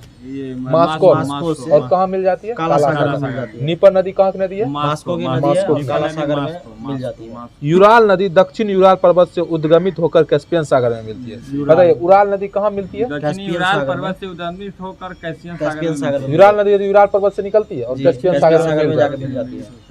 स्विस अल्प्स क्षेत्र से निकलने वाली राइन नदी भ्रंश घाटी से होकर प्रवाहित होती हुई उत्तरी सागर में समुद्र में मिल जाती है। जर्मनी का प्रसिद्ध नगर बॉन इसी नदी पर स्थित है। राइन नदी पर स्थित कौन नगर है? जर्मनी का नगर है, बताइए। राइन नदी पर बॉन नगर जो है ना, राइन नदी पर स्थित है। बॉन नगर, हाँ, बॉन नगर, जर्मनी का प्रसिद्ध नगर बॉन इसी नदी के तट पर स्थित है। राइन नदी के तट पर स्थित है। राइन नदी के तट पर जर्मनी का बॉन नगर, राइन नदी जर्मनी में है इसका मतलब। हाँ, तब में यहाँ पे सर बॉन है। हाँ, यूरोप का सबसे व्यस्त अंतःस्थलीय जलमार्ग कौन है? राइन नदी। यूरोप का, हाँ। रोम नदी स्विट्जरलैंड के जनेवा से होकर बहती हुई भूमध्य सागर में लियोन की खाड़ी में गिरती है। रोन नदी जो है ना, स्विट्जरलैंड के जनेवा से होकर बहती है, भूमध्य सागर के लियोन की खाड़ी में गिरती है। पो नदी इटली में प्रवाहित होने वाली प्रमुख नदी है। इसको इटली का गंगा कहते हैं। पो नदी को। हाँ, पो नदी कहाँ बहती है? इटली में। और इटली का गंगा पो नदी को कहते हैं। टाइबर नदी एपीनाइन पर्वत से मिलकर भूमध्य सागर में गिरती है। बताइए, टाइबर नदी कहाँ गिरती है? भूमध्य सागर में गिरती है। भूमध्य सागर में गिरती है। कौन नदी? टाइबर नदी, ठीक है। टाइबर नदी, हाँ, ये कहाँ गिरती है? इटली में बहती है और भूमध्य सागर में गिरती है, ठीक है। रोम नदी इसी नदी पर स्थित है, टाइबर नदी पर ही रोम नदी, रोम नगर है, सॉरी रोम नगर जो है ना, कौन नदी पर है? पूछ देगा कि रोम नगर किस नदी के हाँ, तो किनारे कौन नदी पर? टाइबर नदी। टाइबर नदी। अब देखिए डॉन नदी पश्चिम रूस के टूला से निकलकर एजोवा सागर में मिलती है। डॉन नदी कहाँ बहती है? पश्चिमी रूस के टूला से टूला से निकलकर देखिए डॉन नदी रूस में बहती है और एजोवा सागर में गिरती है, ठीक ना। एब्रो नदी स्पेन में कैंटेब्रियन पर्वतमाला से निकलकर भूमध्य सागर में गिरती है। पता है एब्रो नदी कहाँ बहती है? एब्रो नदी स्पेन में बहती है और भूमध्य सागर में गिरती गिरती है। और टेम्स नदी के बारे में पूछता है। टेम्स नदी कोर्ट से लंदन होते हुए उत्तरी सागर तक बहती है। टेम्स नदी कहाँ बहती है? लंदन होते हुए लंदन पूछ देगा कि लंदन शहर किस नदी के किनारे बसा है, तो टेम्स में, ठीक है। अच्छा ये बताइए अफ्रीका महाद्वीप के पूर्वी भाग में प्रवाहित होने वाले विश्व की सबसे लंबी नदी? नील नदी। नील नदी। बताइए अफ्रीका महाद्वीप के पूर्वी भाग में प्रवाहित होने वाला विश्व की सबसे लंबी नदी कौन है? नील नदी। कभी कोई ये भी पूछ लेता है नील नदी अफ्रीका के किस भाग में बहती है, तो पूर्वी भाग में बहती है। नील नदी एक अंतर्राष्ट्रीय नदी है, ठीक ना, पूर्वी नदी है। मतलब नील नदी जो है एक अंतर्राष्ट्रीय नदी है। देखिए Rwanda, Tanzania, Burundi, DR Congo, Kenya, Ethiopia, Sudan, दक्षिण सूडान, युगांडा, मिस्र नील नदी बेसिन इनिशिएटिव के सदस्य देश हैं। नील नदी बेसिन इनिशिएटिव के सदस्य देश बताइए कौन कौन है? नील नदी basin Rwanda, Tanzania, Burundi, DR Congo, Kenya, Ethiopia, Sudan, Sudan, Uganda, ये सब जो है नील बेसिन की नील बेसिन इनिशिएटिव के सदस्य इनिशिएटिव के देश, सदस्य। जबकि इरिट्रिया पर्यवेक्षक देश है। इसका पर्यवेक्षक देश कौन है? इरिट्रिया। यह भूमध्य सागर में गिरती है। नील नदी किस में गिरती है? भूमध्य सागर में। इसका उद्गम श्वेत नील के पूर्व में मध्य अफ्रीका स्थित महान विक्टोरिया झील से होता है। नील नदी का उद्गम कहाँ होता है?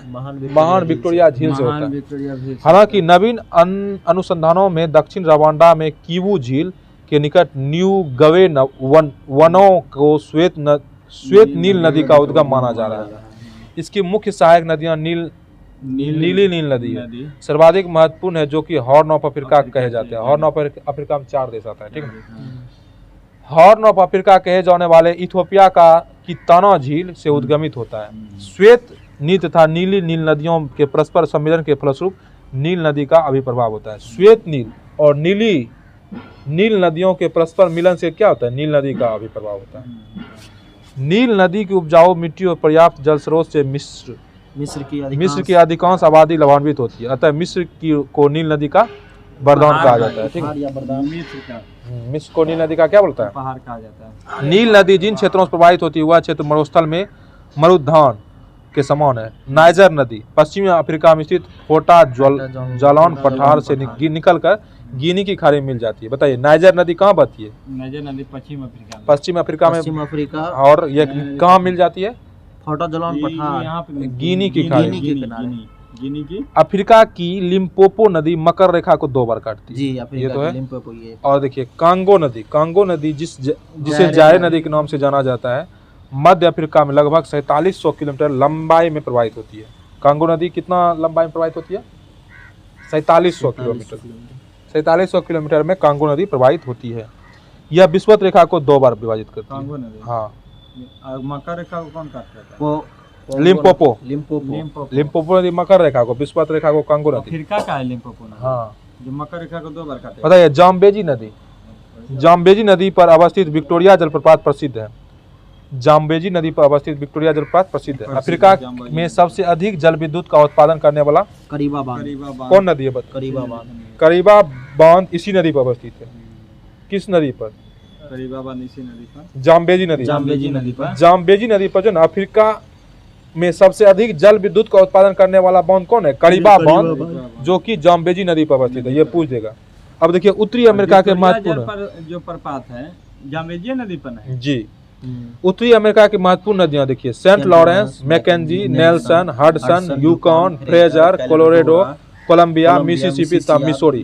बताइए उत्तरी अमेरिका की महत्वपूर्ण नदियां बताइए। सेंट लॉरेंस, हाँ, Mackenzie, Nelson, Hudson, Yukon, Colorado, Columbia, Mississippi तथा मिसौरी। हिमानी झील स्टाका मिसिसिपी नदी का स्रोत है। ओहायो, अरकानसा तथा रेड रिवर मिसिसिपी की सहायक नदियां हैं। रेड रिवर किसकी सहायक नदी है? मिसिसिपी की। मिसिसिपी नदी मैक्सिको की खाड़ी में गिरती है। ज्ञातव्य है कि अमेरिका का ग्रेट प्लेन मिसिसिपी और मिसौरी नदियों द्वारा निर्मित है। मिसिसिपी मिसौरी नदी तंत्र उत्तरी अमेरिका का सबसे बड़ा नदी तंत्र है। अच्छा, उत्तरी अमेरिका का सबसे बड़ा नदी तंत्र कौन है? मिसिसिपी और मिसौरी। इसकी कुल लंबाई 6275 किलोमीटर है। यूकॉन नदी संयुक्त राज्य अमेरिका के अलास्का प्रांत एवं कनाडा में प्रवाहित होती है। यूकॉन नदी कहाँ कहाँ प्रवाहित होती है? यूकॉन जो है संयुक्त राज्य अमेरिका के संयुक्त राज्य अमेरिका और अलास्का प्रांत एवं कनाडा में प्रवाहित होती है। मतलब यूकॉन नदी अलास्का और कनाडा में प्रवाहित होती है। इसका आधा भाग कनाडा में प्रवाहित होती है। इसकी लंबाई 3700 किलोमीटर। नदी, हाँ, यूकॉन नदी अलास्का और कनाडा में। जी जी। देखिए आधा भाग अलास्का, कनाडा, आधा भाग कनाडा में। इसकी लंबाई 3700 किलोमीटर। कनाडा में इसकी लंबाई 3700 किलोमीटर है। मैकेंजी नदी कनाडा के उत्तरी पश्चिमी भाग पर ग्रेट स्लेव झील के पास उद्गमित होकर उत्तर की ओर बहती हुई अटलांटिक महासागर में गिरती है। यह नदी कनाडा की सर्वाधिक लंबी नदी है। कौन नदी? मैकेंजी नदी कनाडा की सर्वाधिक लंबी नदी है। पूछेगा कनाडा की सर्वाधिक लंबी नदी कौन है? मैकेंजी नदी। कनाडा की सबसे सर्वाधिक लंबी नदी मैकेंजी नदी है। ठीक है। सेंट लॉरेंस नदी महान झीलों को अटलांटिक महासागर से जोड़ती है। यह नदी संयुक्त राज्य अमेरिका और कनाडा के मध्य अंतराल सीमा रेखा भी बनाती है। रियो ग्रैंडी नदी संयुक्त राज्य अमेरिका व मैक्सिको की सीमा बनाती है तथा मैक्सिको की खाड़ी में गिर जाती है। कोलंबिया नदी रॉकी पर्वत से निकलकर कोलंबिया नदी जन रॉकी पर्वत से निकलकर प्रशांत महासागर में गिरती है। कोलंबिया नदी कहाँ से निकलती है? रॉकी पर्वत से निकलकर प्रशांत महासागर में गिरती है। हडसन नदी न्यूयॉर्क राज्य के एडिरोनडाक पर्वत से निकलकर अटलांटिक महासागर में गिरती है। दक्षिण अमेरिका में मध्यवर्ती मैदान का अधिकांश भाग ओरोनिको, अमेजन और प्लाटा नदियों की द्रोणियों से बना हुआ है। अमेजन दक्षिण अमेरिका की सबसे लंबी तथा अपवाह क्षेत्र की दृष्टि से सबसे बड़ी नदी है। बताइए दक्षिण अमेरिका की सबसे लंबी नदी बताइए तो? अमेजन। और अपवाह क्षेत्र की दृष्टि से संसार की सबसे बड़ी नदी कौन है? सबसे बड़ी नदी अमेजन नदी। अपवाह की दृष्टि से सबसे बड़ी नदी अमेजन नदी और दक्षिण अमेरिका की सबसे लंबी नदी अमेजन नदी। ठीक है। अब देखिए ओरोनिको नदी। यह ओरोनिको नदी का अधिकांश वेनेजुला और कुछ भाग कोलंबिया में प्रवाहित होती है। ठीक है। पाराना नदी ब्राजील एवं प्राग्वे की सीमा का निर्धारण करती है। यह नदी ब्राजीलियम उच्च भूमि से निकलती है। अब देखिए ऑस्ट्रेलिया महाद्वीप की सबसे प्रमुख नदी मर्रे और डार्लिंग कौन है? ऑस्ट्रेलिया महाद्वीप का सबसे प्रमुख नदी मर्रे और डार्लिंग। मर्रे डार्लिंग की घाटियां ऑस्ट्रेलिया का सबसे प्रमुख कृषि क्षेत्र है। ठीक है। अब देखिए विश्व की सर्वाधिक लंबी 5 नदियों और उनकी लंबाई देखिए। सबसे पहला नील नदी है जिसकी लंबाई 6650 गरम पूछ देता है। हाँ। अब देखिए दूसरा अमेजन नदी है लंबाई 6400 किलोमीटर। यांगटीसी या चेंगजियांग 6300। मिसिसिपी मिसौरी जेफरन 6275 और एनएसी आंग्रा सलेंस 5539। तो देखिए विश्व की 5 नदियां नील नदी हो गया, अमेजन नदी हो गया, यांगसी नदी हो गया, मिसिसिपी मिसौरी नदी हो गया और एनसी अंगारा सेलंग नदी हो गया। इससे विश्व की 5 लंबी नदी है जी। इसको ही पढ़ा जाए जी, एक बार याद करवा। देखिए सत अल अरब नदी कहाँ पर? ईरान एवं इराक। सत अल अरब कहाँ है? ईरान एवं इराक। तुमेन नदी उत्तरी कोरिया चीन। यालू नदी उत्तरी कोरिया और चीन। साल्विन नदी बताइए? म्यांमार चीन और थाईलैंड। साल्विन नदी म्यांमार चीन और थाईलैंड। साल्विन नदी कहाँ है? मेकंग नदी बताइए? म्यांमार प्रमुख देशों के मध्य में, ये मध्य देश में गुजरता है। प्रमुख देशों के मध्य जो है ना ये सब जो म्यांमार चीन म्यांमार थाईलैंड। मेकांग नदी है तो कौन कौन देशों के मध्य गुजरता है? राष्ट्रीय सीमाएं बनाती है इस नदी। वही है जब गुजरती है तो सीमा बनाएगा ही। यहाँ पे देखो प्रमुख देशों के मध्य। देखिए महाकाली नदी बताइए? महाकाली नदी भारत और नेपाल। महाकाली भारत और नेपाल के बीच में बनाएगा तो सीमा तो बनाएगा ही। मान लीजिए ये 2 देश है और उसके बीच में गुजरा तो सीमा तो बनेगा। वही बात। बराक गंगा बताइए? बराक और गंगा। भारत और बांग्लादेश। बराक गंगा और ब्रह्मपुत्र बताइए? भारत बांग्लादेश। सिंधु नदी भारत चीन भारत पाकिस्तान बताइए? अमू दरिया बताइए? अमू दरिया Uzbekistan Afghanistan Uzbekistan Turkmenistan Afghanistan Tajikistan Afghanistan Turkmenistan. Amu दरिया जो है Uzbekistan Afghanistan Uzbekistan Turkmenistan Afghanistan Tajikistan Afghanistan Turkmenistan. Rhine नदी बताइए। जर्मनी और फ्रांस, जर्मनी एवं फ्रांस, जर्मनी एवं नीदरलैंड, जर्मनी एवं स्विट्जरलैंड, जर्मनी एवं लिंकटेनस्टीन बताइए। ओडर नदी, जर्मनी और पोलैंड। ओडर नदी, जर्मनी और पोलैंड। एल्ब नदी बताइए। जर्मनी एवं चेक जर्मनी एवं चेक गणराज्य। ड्यूरो नदी बताइए। पुर्तगाल एवं स्पेन। पुर्तगाल एवं स्पेन। नीपर नदी बताइए। बेलारूस एवं यूक्रेन। नीपर नदी, बेलारूस और यूक्रेन। नीपर। डेन्यूब नदी बताइए। ऑस्ट्रेलिया, स्लोवाकिया, क्रोएशिया एवं सर्बिया, हंगरी एवं स्लोवाकिया, रोमानिया एवं बुल्गारिया, रोमानिया एवं यूक्रेन, सर्बिया एवं रोमानिया। उरुग्वे नदी बताइए। ब्राजील एवं अर्जेंटीना। ब्राजील, अर्जेंटीना, अर्जेंटीना एवं उरुग्वे। पराग्वे नदी बताइए। उरुग्वे, पराग्वे नदी बताइए। ब्राजील एवं पराग्वे, अर्जेंटीना एवं पराग्वे। पाराना नदी बताइए। पाराना नदी, ब्राजील एवं ब्राजील एवं पराग्वे, अर्जेंटीना एवं पराग्वे। ओरिनोको नदी बताइए। ओरिनोको नदी कहाँ कहाँ बढ़ती है? कोलंबिया एवं वेनेजुएला की सीमा बनाती है ओरिनोको नदी। कोलंबिया और वेनेजुएला। अमेजन नदी बताइए। पेरू और कोलंबिया, पेरू और कोलंबिया, पेरू एवं ब्राजील, कोलंबिया एवं ब्राजील। रियो ग्रैंड कोलोराडो, संयुक्त राज्य अमेरिका एवं मैक्सिको। नियाग्रा सेंट लॉरेंस और डेट्रॉइट सेंट लॉरेंस। अमेरिका एवं कनाडा। और जाम्बेजी नदी बताइए। जाम्बेजी हो गया, नामीबिया एवं जाम्बिया, जाम्बिया एवं जिम्बाब्वे, बोत्सवाना एवं जिम्बाब्वे। ऑरेंज नदी बताइए। नामीबिया एवं दक्षिण अफ्रीका। ऑरेंज नदी, नामीबिया एवं दक्षिण अफ्रीका। लिम्पोपो नदी बताइए। दक्षिण अफ्रीका एवं बोत्सवाना। लिम्पोपो नदी, दक्षिण अफ्रीका, बोत्सवाना, दक्षिण अफ्रीका, जिम्बाब्वे। नाइजर नदी बताइए। बेनिन एवं नाइजीरिया, बेनिन एवं नाइजर, नाइजर एवं नाइजीरिया। कांगो नदी बताइए। कांगो गणराज्य एवं कांगो लोकतांत्रिक गणराज्य।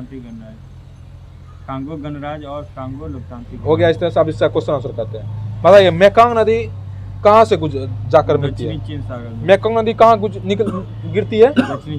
थेम्स नदी बताइए कहाँ जाकर मिलती है? थेम्स उत्तरी सागर में। और वोल्गा नदी कैस्पियन सागर में। और जाम्बेजी नदी हिंद महासागर में। बताइए अफवाह क्षेत्र की दृष्टि से जो विश्व की सबसे लंबी नदी है? अमेजन। अभी बता दें ना, अफवाह क्षेत्र अमेजन। विश्व की सबसे लंबी अगर पूछता तो नील। अफवाह के क्षेत्र से पूछेगा तो अमेजन। बताइए निम्नलिखित नदियों में से कौन सी विषुवत रेखा को 2 बार काटती है? जायरे। विषुवत रेखा को जायरे। नदी मकर रेखा को काट रहा था। कांगो। कांगो नदी, कांगो को बोलते हैं जायरे। कांगो कहीं जायरो कहते हैं। कांगो और जायरे उसी को बोलते हैं। निम्नलिखित नदियों में से कौन सबसे लंबी नदी है? ऑप्शन दे रहे हैं। अमेजन नदी, आमूर नदी, कांगो नदी और लीना। लंबी नदी तो अमेजन नदी। ये 2007 IAS में पूछा हुआ क्वेश्चन। बताइए दक्षिण अमेरिका की सबसे लंबी नदी बताइए। दक्षिण अमेरिका अमेजन। 48 और 52वां BPSC में पूछा हुआ ये क्वेश्चन। दक्षिण अमेरिका की सबसे लंबी नदी अमेजन। निम्नलिखित में से कौन सा देश नील नदी द्वारा अपवाहित नहीं होती है? ऑप्शन है चाड, इथोपिया, सूडान, युगांडा। चाड नहीं है। चाड नहीं है। नीली न्यूएल नदी निम्नलिखित में से किस झील से निकलती है? ये जो निकलती है नीली न्यूएल, ताना झील से। ताना झील से। नीली न्यूएल किससे निकलती है? जो ताना झील से निकलती है। बताइए एशिया की निम्नलिखित नदियों में से कौन सी नदी दक्षिण की प्रवाहित होती है? आमूर, लीना, ओब, साल्विन। साल्विन किधर प्रवाहित होती है? दक्षिण की ओर प्रवाहित होती है। बताइए एशिया की सबसे लंबी नदी बताइए। यांग टीसी। एशिया की सबसे लंबी यांग की नदी है। बताइए तो सर और अमू नदियां गिरती है। सर और अमू, सर दरिया और अमू दरिया कहाँ गिरती है? अरल सागर में। सर दरिया और अमू दरिया इसके बारे में पूछ देता है। अरल सागर में गिरता है। अच्छा ये बताइए काला सागर में गिरने वाली नदी 2 हैं। देखिए काला सागर में गिरने वाली 2 नदी है। देखिए ऑप्शन दे रहे हैं। वेलगा और डेन्यूब, नीपर और वेलगा, नीपर और डेन्यूब, यूराल और वेलगा। बताइए नीपर और डेन्यूब जो काला सागर में गिरते हैं। वोल्गा नदी कहाँ गिरती है? काला सागर में, कैस्पियन सागर में। वोल्गा नदी कहाँ गिरती है? कैस्पियन सागर में। इसका सही आंसर होगा कैस्पियन। बताइए निम्नलिखित में से कौन नदी भ्रंश घाटी से बहती है? ऑप्शन है अमेजन, सिंधु, वोल्गा, राइन। राइन भ्रंश घाटी से होकर बहती है। बताइए निम्नलिखित में से कौन सी एशिया से संबंधित नहीं है? ऑप्शन है Lop Nur, Amur, niger, tigris. Niger Asia संबंधित नहीं है। नाइजर कहाँ की नदी है? पश्चिमी अफ्रीका में। अफ्रीकी की कौन सी नदी मकर रेखा को 2 बार काटती है? बताइए। मकर रेखा को कौन सा नदी? कांगो। नहीं लिम्पोपो ना। अभी तो बताया था कांगो विषुवत रेखा को, लिम्पोपो मकर रेखा को। ठीक ना। वह देश जो आर्य अपवाह का उदाहरण प्रस्तुत करता है। आर्य अपवाह श्रीलंका। देखिए श्रीलंका का दक्षिण पर्वत मठ श्रीलंका का दक्षिण मध्यवर्ती भाग सबसे ऊंचा भाग है। यहाँ की नदियां साधारणतः छोटी होती है, जो उच्च भाग से बाहर की ओर अर्य रूप में बहती है। श्रीलंका की महावेली गंगा एक नदी है, कहाँ की बताइए? श्रीलंका की महावेली गंगा वहाँ की एक प्रमुख नदी। एशिया की विशाल नदी मेकंग निम्नलिखित में देश में से किसमें नहीं बहती? ऑप्शन है चीन, मलेशिया, कंबोडिया और लाओस। मलेशिया नहीं बहती है, चीन तो बहती है। हिमानी झील इटास्का निम्नलिखित नदियों में से किस एक का स्रोत है बताइए? इटास्का किसकी स्रोत है? मिसिसिपी का। तो इस तरह से नदी का हो गया। अब नदियों के किनारे पर लेते हैं, छोटा सा चैप्टर है। देखिए नदियों के किनारे स्थित नगर पर लेते हैं, ठीक है। इटली की राजधानी रोम है। रोम यह नगर टाइबर नदी के किनारे स्थित है। अभी तुरंत पढ़े थे, टाइबर नदी के किनारे रोम। सप्री नदी हावेल की सहायक नदी है। सप्री के तट पर जर्मनी का बर्लिन अवस्थित है। जर्मनी का बर्लिन किसके सप्री। सीन नदी उत्तरी फ्रांस में प्रवाहित होती है। यह फ्रांस की दूसरी सर्वाधिक लंबी नदी है, सीन नदी, ठीक ना, जो फ्रांस की राजधानी पेरिस से होकर बहती है। अब देखिए मेजेन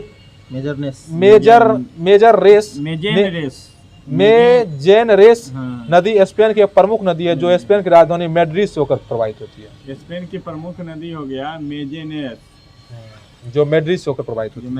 अब देखिए पोटोमैक नदी दक्षिण पश्चिम मेरीलैंड से प्रवाहित होकर वाशिंगटन डीसी तथा उससे आगे जाकर चेसापिक खाड़ी में गिरता है। हुआंगपू नदी संघाई से होकर प्रवाहित होती है। संघाई शहर पीने के पानी का अधिकांश भाग इसी नदी से प्राप्त होता है। संघाई में पीने का पानी किस नदी से प्राप्त होता है? हुआंगपू नदी, ठीक ना। यह नदी संघाई को दो भागों, पूर्वी भाग पश्चिमी भाग में विभाजित करता है। पूर्वी भाग पुडोंग, पश्चिमी भाग पुक्सी। बैंकॉक थाईलैंड की राजधानी है, जो मेनॉन नदी के पूर्वी किनारे पर स्थित है। बैंकॉक थाईलैंड की जो मेनोंग नदी के पूर्वी किनारे पर स्थित है। नोम पेन कंबोडिया की राजधानी। नोम पेन कंबोडिया की राजधानी है। यह नगर मेकोंग नदी किनारे स्थित है। नोम पेंग कहाँ किस नदी किनारे स्थित है? मेकांग, जो कि कंबोडिया की। हाँ, राजधानी भी हो चुका है, ठीक ना जी सर। हनोई वियतनाम की राजधानी है तथा लाल नदी के दाएं किनारे पर स्थित है। हनोई लाल नदी के दाएं किनारे पर स्थित है, ठीक है। हनोई वियतनाम की राजधानी है, जो लाल नदी के किनारे। हाँ, अब देखिए यांगून म्यांमार की राजधानी है। यह नगर म्यांमार की सबसे लंबी नदी इरावदी नदी किनारे स्थित है। इरावदी नदी म्यांमार की सबसे लंबी नदी कौन है? इरावदी नदी का। और इरावदी नदी के किनारे यांगून बसा हुआ, ठीक है। डेन्यूब यूरोप की प्रमुख नदी है। इस नदी पर स्थित मुख्य नगर वियना है, ब्रातिस्लावा है, बुडापेस्ट और बेलग्रेड है।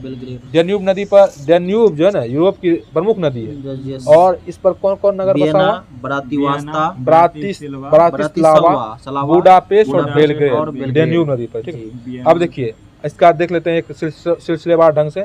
नदियों के किनारे स्थित विश्व के प्रमुख नगर। देखिए संयुक्त राज्य अमेरिका का शहर है न्यूयॉर्क, जो हडसन नदी के किनारे बसा हुआ है। लाहौर किस नदी किनारे बसा हुआ?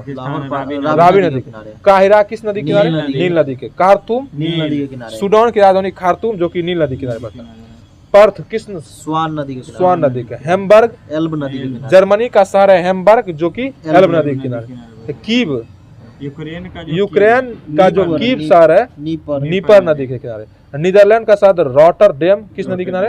राइन नदी। कनाडा का शहर क्यूबेक सिटी, सेंट लॉरेंस। अब पोलैंड का शहर वार्सा, विस्चुला नदी किनारे। इसको पूछता है, विस्चुला नदी किनारे वार्सा बसा हुआ है, ठीक ना। अब देखिए सर्बिया का है बेलग्रेड, किस नदी किनारे? डेन्यूब नदी के किनारे। इराक का बगदाद किस नदी किनारे? टिग्रिस नदी। बगदाद टिग्रिस नदी। पाकिस्तान का कराची सिंधु नदी। ब्रिटेन का लंदन टेम्स नदी। इराक का बसरा किस नदी किनारे? सत अल अरब। बसरा शहर जो है सत अल अरब। बताइए संयुक्त राज्य अमेरिका का न्यू ऑर्लियंस किस नदी किनारे? मिसिसिपी नदी किनारे। मिस्र का अस्वाना किस नदी किनारे? नील नदी। जापान का टोक्यो अरकावा नदी, ठीक है। और पुर्तगाल का लिस्बन किस नदी किनारे है? टगस। पुर्तगाल का लिस्बन टगस नदी किनारे।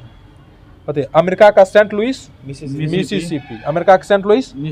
रूस का मॉस्को मस्कावा नदी। भारत का नई दिल्ली यमुना नदी का। कांगो गणराज का ब्राज़ाविलो शहर है, जो कांगो नदी नदी बसा हुआ है। कांगो गणराज का किंशासा किस नदी किनारे? कांगो नदी का। बांग्लादेश का चटगांव कर्णफुली नदी। चटगांव किस नदी का? चटगांव। कर्णफुली। कर्णफुली। म्यांमार का रंगून इरावदी नदी। रूस का वोल्गाग्रड वोल्गा नदी।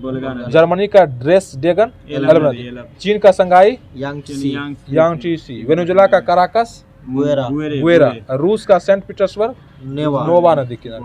इंग्लैंड का ब्रिस्टल एवॉन। हाँ, रूस का पीटर्सबर्ग नेवा नदी किनारे। इंग्लैंड का ब्रिस्टल एवॉन नदी।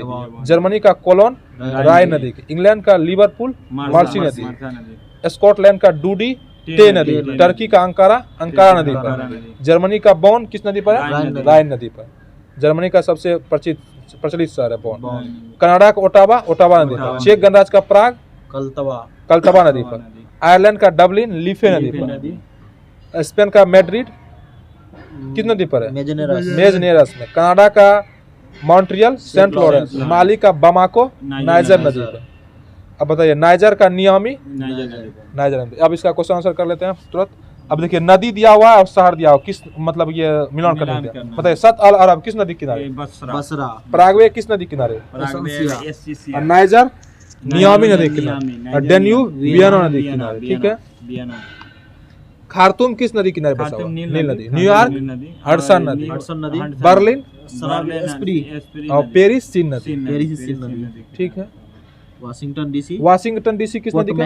पोटोमेक। बर्लिन पेरिस किस नदी के? सीन नदी। मैड्रिड मेजेनेरस। अब बताइए 38वां बीपीएससी में पूछा हुआ क्वेश्चन है, सीन नदी किस नहर से होकर बहती है? किस नगर से होकर? सीन नदी किस नगर से होकर बहती है?